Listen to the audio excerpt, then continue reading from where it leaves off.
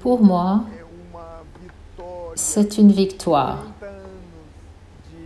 30 ans d'amour, 30 ans de joie avec les enfants, les jeunes, les familles, avec les professeurs, les directrices. Le Remanso Fraterno est une œuvre sociale dont l'objectif est l'éducation. C'est une école à temps plein et pour nous, l'important, c'est la formation de l'être, la formation de ce citoyen qui va transformer la réalité dans laquelle il vit. L'objectif de cette école, ce sont les enfants vulnérables socialement, ces enfants qui probablement n'auraient pas de place dans d'autres écoles d'où ils seraient expulsés. Ce sont ceux qui nous intéressent. Ils ont entre 2 et 12 ans et nous savons que c'est une période cruciale dans le développement de la personnalité. Donc, nous cherchons à diversifier les activités avec des cours de musique,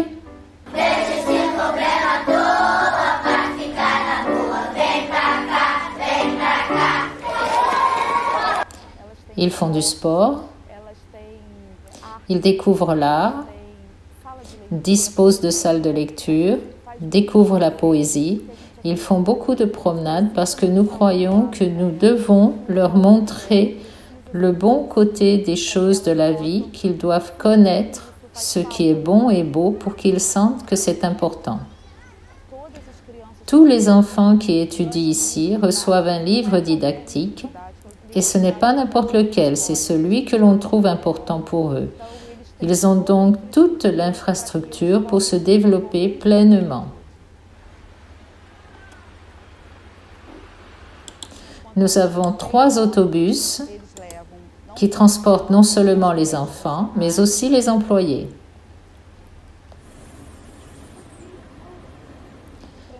Ils les amènent à l'école et les ramènent chez eux.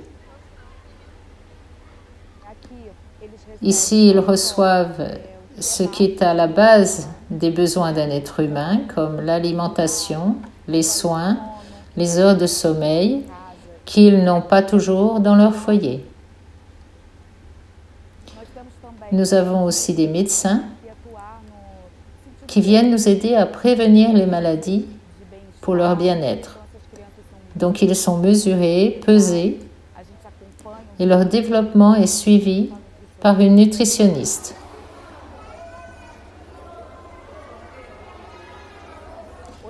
Des fois, il y a des enfants qui arrivent et nous disent « Professeur, donnez-moi un bain.